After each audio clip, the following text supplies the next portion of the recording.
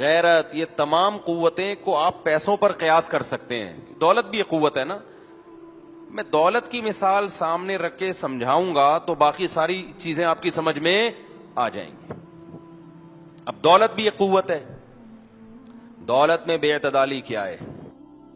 دولت میں اعتدال کیا ہے، اس کو سمجھنے کے لیے یہ بتا دیتا ہوں کہ بے اعتدالی کیا ہے. اس سے اعتدال خود بخود سمجھ میں آ جائے گا. بے اعتدالی یہ ہے اپنی اوقات سے زیادہ، اپنی چادر سے زیادہ اڑا رہے ہیں. نمبر 2، بے موقع. بعض دفعہ موقع پہ خرچ کرتا ہے انسان، جگہ صحیح ہوتی ہے جہاں خرچ کر رہا ہوتا ہے، لیکن اتنے پیسے ہوتے نہیں ہیں جتنے خرچ کر رہا ہو. یہ بھی بے اعتدالی ہے. یہ کتنے نمبر ہو گئے؟ 1. یہ بھی بے اعتدالی ہے کہ خرچ تو اعتدال سے کر رہا ہے، یعنی جتنا اللہ نے دیا اس سے کم کم خرچ کر رہا ہے، اپنی چادر کے اندر پاؤں پھیلا رہے ہیں، لیکن جس جگہ پہ خرچ کر رہا ہے وہ جگہ خرچ کرنے کی نہیں ہے.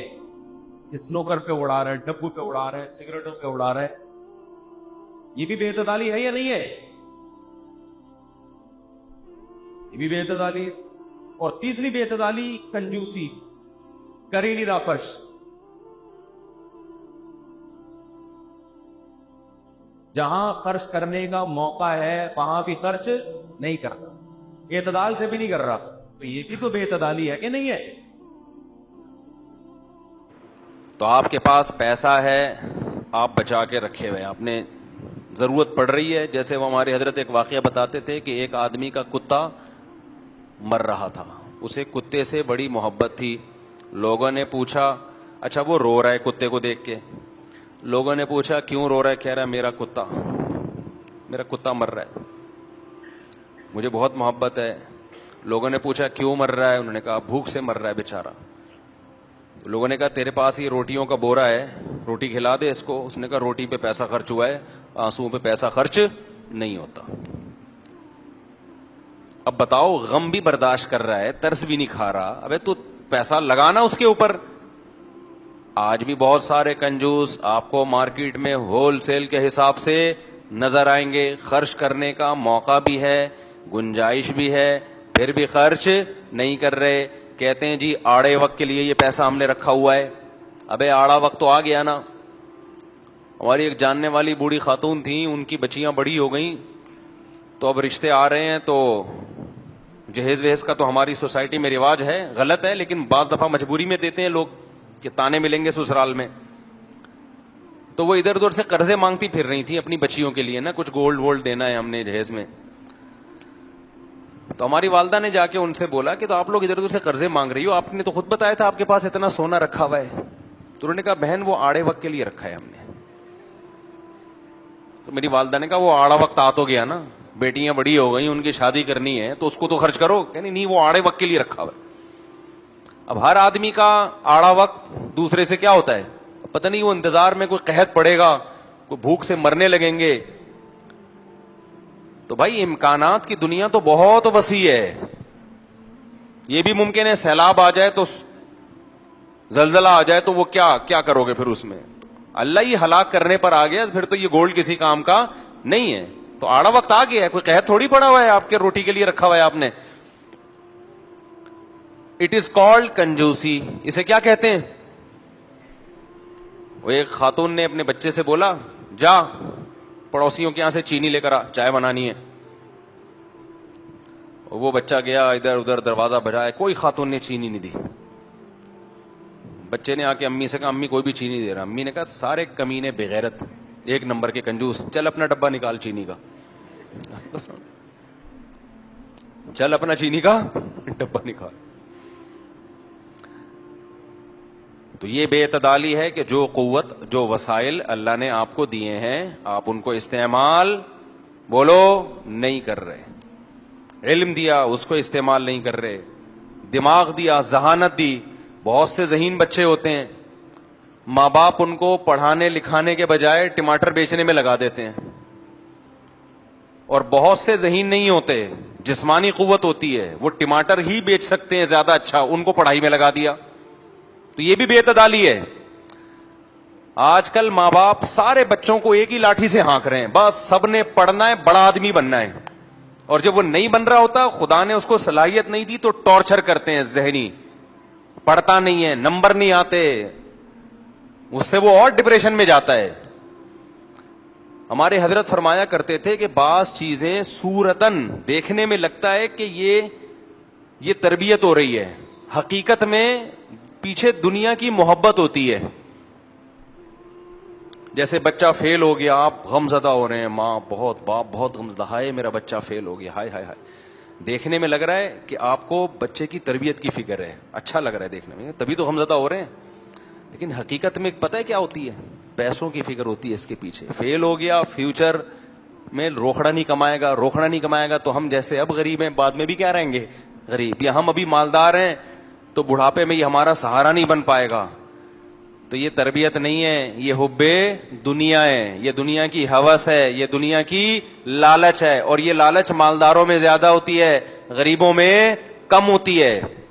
آج ہم دیکھ رہے ہیں نا, اگر ان کو بتا دیا جائے نا تمہارا بچہ غریب ہے لیکن نیک بہت ہے, اعمال سے لگ رہا ہے نیک ہے, جنت میں جائے گا, وہ کہتے ہیں بھاڑ میں جائے, جنت کا کیا کرنا ہے. ان کے دماغ میں یہی ہوتا ہے, ابے پیسہ کما کے دے بھائی. ہم نے اہل اللہ کو دیکھا, علماء کو دیکھا,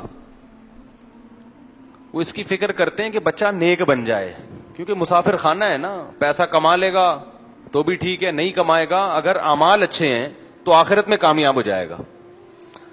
حضرت عمر بن عبد العزیز خلیفہ وقت تھے, اپنی اولاد کے لیے کچھ نہیں چھوڑا انہوں نے. لوگوں نے کہا کہ اولاد کے لیے تو چھوڑے, انہوں نے کہا اگر یہ نیک ہوں گے نا تو اللہ کا وعدہ ہے متقی کو ایسی جگہ سے رزق ملتا ہے جہاں سے اس کا گمان بھی نہ ہو, اللہ ان کو بھوکا نہیں مارے گا, دل میں غنا دے دے گا, ظاہری طور پر پیسہ نہیں بھی دیا, اور اگر یہ برے نکلے تو میری دولت سے عیاشی کریں گے. لیکن یہ عام حکم نہیں ہے, خوب سمجھ لیں. عام حکم یہی ہے کہ اگر اللہ نے آپ کو پیسہ دیا ہے تو آپ اولاد کے لیے چھوڑیں.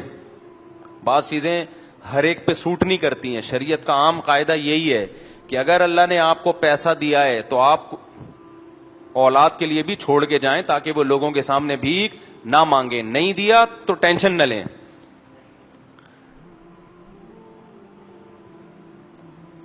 ہمارے حضرت نے بھی ایسا ہی کیا تھا شروع میں, لیکن پھر بعد میں بہت سے حضرات نے ان کی توجہ دلائی کہ شریعت میں یہ ہے کہ اولاد کے لیے چھوڑو. ورنہ حضرت کا بھی یہی کانسیپٹ تھا کہ بھائی کچھ بھی نہیں چھوڑو, نیک ہوں گے اللہ پہ اعتماد کریں گے, اللہ کھلائے گا, نہیں ہوں گے تو ہم نے کیا کرنا ہے, ان کے لیے پیسے چھوڑ گئے. لیکن پھر حضرت کو جب مسئلے کا علم ہوا تو پھر مسئلے کا علم تو پہلے بھی تھا, بعض دفعہ توجہ نہیں جاتی. تو شریعت کا حکم یہی ہے کہ آپ اولاد کے لیے اس کو بے یار و مددگار نہ چھوڑیں, بشرطے کہ آپ کے پاس ضرورت سے زائد ہو. پیٹ کاٹ کاٹ کے اولاد کے لیے چھوڑنا یہ دنیا کی محبت ہے, یہ اللہ پہ توکل نہ ہونے کی علامت ہے. کیونکہ آپ بھی تو کسی کے بچے ہو نا. اگر آپ نے اپنا پیٹ کاٹ کے اپنی اولاد کے لیے کرنا ہے تو پھر اولاد اپنا پیٹ کاٹ کے اپنی اولاد کو پالے گی. وہ اپنا پیٹ کاٹ کے تو پیٹ بھرے گا, کون بیٹھ گئے, کیا ہو گیا, غلط بات کہہ رہا ہوں. اللہ نے زیادہ دے دیا ہے تو اولاد کے لیے بھی چھوڑو. اپنا حساب پورا کر کے 4 شادیاں بھی ہو گئیں, پراپرٹی بھی بنا لی, سب کچھ, پھر آگے کس کے لیے, جو اضافی خرچے, پھر اولاد ہے. حدیث میں بھی مالداروں کو حکم ہے کہ اولاد کے لیے بھی چھوڑو. غریبوں کو ٹینشن لینے کا حکم نہیں ہے کہ ٹینشن لو ہائے ہمارے بچوں کا کیا ہوگا, وہ جو تیرا ہو گیا وہی تیرے بچوں کا بھی ہوگا. آپ کو میں نے تو مشکلات میں ٹائم گزارا تو وہ بھی مشکلات میں گزار لیں گے, تو گزر تو گیا نا. کون سا یہاں قیامت کا اعلان کر کے جانا ہے میرے بھائی. ہم لوگوں نے لٹک کے بھی سفر ہو جاتا ہے بس میں, اور سیٹ پہ بیٹھ کے بھی ہو جاتا ہے. تو یہ دنیا مسافر خانہ ہے. کچھ لوگ بزنس کلاس میں سفر کریں گے, کچھ اکانومی میں سفر کریں گے, کچھ ٹرین میں سفر کریں گے, کچھ بسوں میں کریں گے, کچھ پائیدان پہ لٹک کے کچھ بسوں پہ جا کے سفر کریں گے. پہنچنا سب نے ایک ہی منزل پر ہے, اور وہ منزل کیا ہے, قبر ہے. تو ٹینشن لینے کا ابے بول لو یار نہیں ہے. یا تو آپ کا بچہ غریب ہوتا تو قیامت تک غریب ہی رہتا ہے نا. قبرستان میں جا کے دیکھو غریب اور امیر کا انجام سیم ہے یا نہیں ہے. تو اس لیے اہل اللہ زیادہ فوکس اس کو کرتے ہیں بھائی انسان کا بچہ بن جائے, دیندار بن گیا. تو موسیٰ کلیم اللہ غریب تھے, مالدار نہیں تھے. سمجھتے ہو کہ نہیں سمجھتے؟ تو زیادہ ٹینشن اولاد کی پڑھائیوں کی نہ لیا کرو, نیک بننے کی ٹینشن لیا کرو, بس انسان بن جائے. بلکہ ہم تو کہتے ہیں نیک بننے کی بھی زیادہ نہ لو, کیونکہ وہ آپ کے اختیار میں نہیں ہے. نیک بنانے کی کوشش کرو, بن رہا ہے ٹھیک ہے, نہیں بن رہا تو بھی بہت زیادہ دماغ پہ مسلط نہ کرو. آپ کے کہنے سے نہیں بنے گا کوئی بھی آپ کا بچہ نیک. آپ نے اس کو اچھا ماحول دینا ہے, محبت سے اس کو سمجھانا ہے, کبھی سختی بھی کرنی ہے جب بہت زیادہ سختی کی ضرورت ہو, لے کے چلتے رہو. اللہ نے چاہا انسان کا بچہ بن جائے گا, نہیں چاہا تو نوح علیہ السلام کا بچہ انسان کا بچہ نہیں بنا. کتنی تک سمجھایا نوح علیہ السلام نے اس کو, وہ پھر بھی کافر کا کافر رہا. تو ٹینشن تو اس چیز پہ لینی ہے جو ہمارے اختیار میں ہو میرے بھائی, نہیں ہے تو چھوڑو یار. ٹینشن سے اگر وہ ٹینشن لینی چاہیے جس کا کوئی آؤٹ پٹ ہو, ریزلٹ اچھے نکل رہے ہوں. بعض ٹینشنیں ایسی ہیں ان کو ٹینشن لینے سے سوائے آپ کی کھوپڑی آؤٹ ہونے کے جو کام ہو رہے ہیں نا وہ بھی نہیں ہو پائیں گے. ماں باپ اولاد کی ٹینشنوں میں راتوں کی نیندیں اڑ گئی ان کی, تو میں نے کہا یہ جاگنے سے بچہ صحیح ہو جائے گا کیا ہے؟ اور خراب ہوگا. اور خراب اس لیے ہوا کہ ابا جائیں گے ڈپریشن میں, ڈپریشن میں جائیں گے ابا کے ہوں گے اخلاق خراب, بات بات پہ اولاد کو چپیٹے لگائیں گے بیٹھ کے غصے میں, اس سے اولاد کیا ہوگی اور بگڑے گی. سب سے زیادہ جس چیز کی حفاظت کرنی ہے نا ہم سب نے, وہ ہے اپنی کھوپڑی. اس کو ریلیکس. وہ سردار جی تھے نا, سمندر کے کنارے پہ لیٹے ہوئے تھے, کسی نے آ کے کہا آر یو ریلیکسنگ, اس نے کہا نو. وہ حیران ہوا گورا کہ ریلیکس تو ہو رہے ہیں پھر بھی کیوں کہہ رہے ہیں نو. پھر کسی نے آگے پوچھا آر یو ریلیکسنگ, اس نے کہا نو. تیسرا آیا آر یو ریلیکسنگ, اس نے کہا نو. چوتھے نے کہا بھائی تو پھر کیا کر رہا ہے, کہہ رہا ہے I am not relaxing, I am Sanjeet Singh. سمجھ میں آ رہی ہے بات؟ I am not relaxing, I am only Sanjeet Singh. اس نے کہا شاید ریلیکس کسی کا نام ہوتا ہوگا, سنگھ ہوتے ہیں نا, کچھ ریلیکسنگ ہوتے ہیں, کچھ سنجیت سنگھ ہوتے ہیں. خیر, تو وہ بیچارہ کوئی دیہاتی ہوگا. خیر, تو کیا بات چل رہی تھی, تو میں یہ ایس کر رہا تھا جو اصل بات کی طرف میں جلدی آتا ہوں, وہ ادھر ادھر دائیں بائیں ہم بہت گھومتے ہیں. تو اللہ نے جتنی طاقتیں اور قوتیں دی ہیں ان میں کیا ضروری ہے, بولو؟ اولاد بھی آپ کی ایک طاقت ہے, اولاد بھی طاقت ہے. تو اب میں ایس کر رہا تھا بے اعتدالی کسے کہتے ہیں؟ آپ کے پاس پیسہ ہے اور خرچ نہیں کر رہے, یہ بھی بے اعتدالی ہے. قوت اللہ نے آپ کو دی, استعمال ہی نہیں ہو رہی, یہ بھی بے اعتدالی ہے. اپنی حیثیت سے زیادہ خرچ کر رہے ہیں, کل دوسروں کے سامنے بھیک مانگنی پڑے گی آپ کو. یہ بھی بے اعتدالی ہے کہ خرچ اپنی حیثیت کے اندر کر رہے ہیں مگر غلط جگہ پہ خرچ کر رہے ہیں.